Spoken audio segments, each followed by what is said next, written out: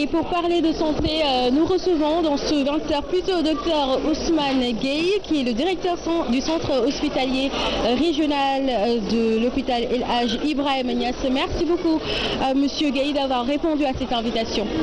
Merci beaucoup, madame Konaré. Très bien. Alors, monsieur Gueye, comme vous le savez, le ministère de la Santé a en tout cas déployé une feuille de route pour la couverture médicale du Gamou. Est-ce que vous pouvez revenir un petit peu sur les grandes lignes de cette feuille de route, justement, de ce dispositif? Merci beaucoup. Comme vous le savez, chaque année, à l'approche des événements pareils comme le Gamou, le ministère de la Santé saisit l'autorité régionale, comme le gouverneur, qui organise un CRD. À l'issue de ce CRD, donc, il nous a été recommandé fortement de prendre des mesures de prévention, de participer à la sensibilisation. Maintenant, au niveau de l'hôpital, de nous préparer vraiment pour gérer les urgences et assurer la riposte. Nous ne le souhaitons pas s'il y a l'apparition d'un cas de maladie à potentiel épidémique, comme le cas de Mpox qui défraie un peu l'actualité dans le monde. Alors, par rapport même à ce dispositif, quel est le rôle qu'a joué ou la participation du centre hospitalier Baye Niass ici à Kaolack? Merci beaucoup. L'hôpital joue le rôle en tout cas de centre de référence pour la prise en charge des urgences, des accidentés de la route, les cas d'intoxication, tout ce qui est maladie grave qui doivent être gérés par des spécialistes. En dehors de ça aussi, le centre hospitalier régional participe au dispositif de prévention, de riposte contre une éventuelle épidémie. Donc nous sommes dans l'équipe mobile d'intervention qui est pilotée par le centre des opérations d'urgence sanitaire.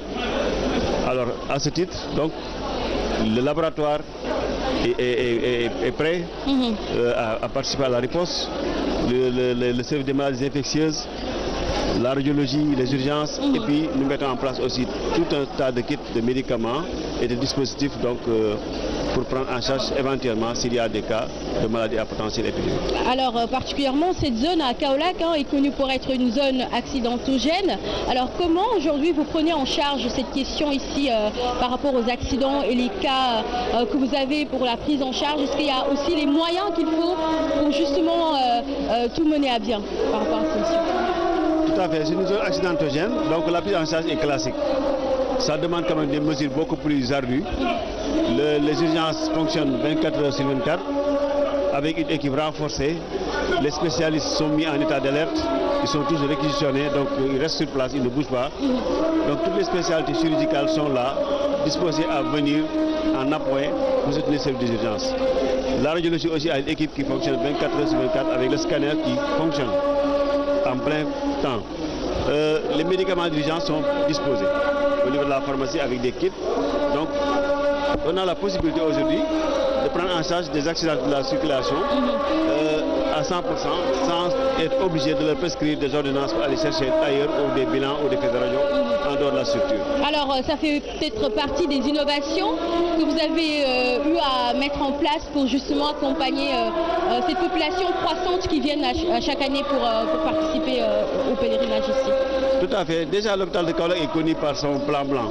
Et en dehors de ça aussi, il y a le SAMU national qui est aujourd'hui au niveau de l'hôpital. Donc tout le dispositif qu'il faut quand même en place. Ça demande juste parfois de faire des extensions d'activité pour pouvoir couvrir en cas d'afflux massif. Voilà. Alors depuis votre arrivée en tant que directeur, quels ont été les gros chantiers que vous avez eu à mener également? Ça nous intéresse pour ce 20h. Merci beaucoup. En tout cas, j'ai trouvé un hôpital avec pas mal de spécialités. Pratiquement à part l'oncologie médicale, toutes les spécialités sont présentes au niveau de l'hôpital. Donc le plateau technique est relevé. Maintenant, à notre niveau, le problème qu'on a attaqué, qui était notre plus grand chantier, c'est les ressources humaines. Parce que nous avons quand même trouvé pas mal de personnel qui était là pendant des années et qui n'avaient pas de contrat régulier. Vraiment qui était un peu dans la précarité. Ça, c'est le premier chantier que nous avons attaqué. Et actuellement, le challenge, c'est de terminer le bâtiment qu'on appelle pôle tête et cou. Voilà. Et plus tard, maintenant, il y aura d'autres chantiers aussi. Et dans le cadre de la modernisation, qu'est-ce qu'on peut aussi imaginer dans un futur proche, peut-être en termes de modernisation de l'hôpital? Dans la modernisation, c'est d'abord de refaire nos bâtiments. Parce que vraiment, nous sommes confrontés à la vétusté de certains locaux. Donc, nous avons heureusement eu une subvention du ministère de la Santé qui nous permettra au moins de gérer l'étanchéité. Voilà, à part ça maintenant, nous allons vers peut-être l'érection de bâtiments, nous le souhaitons, en tout cas c'est dans nos projets, qui va abriter un service de consultation externe, un centre de dialyse, et puis tout ce qu'il faut vraiment pour relever le plan critique. Très bien, merci beaucoup Dr Ousmane Gueye, qui je rappelle est le directeur du centre hospitalier Ibrahima Niass ici à Kaolack. Merci d'avoir répondu à notre invitation.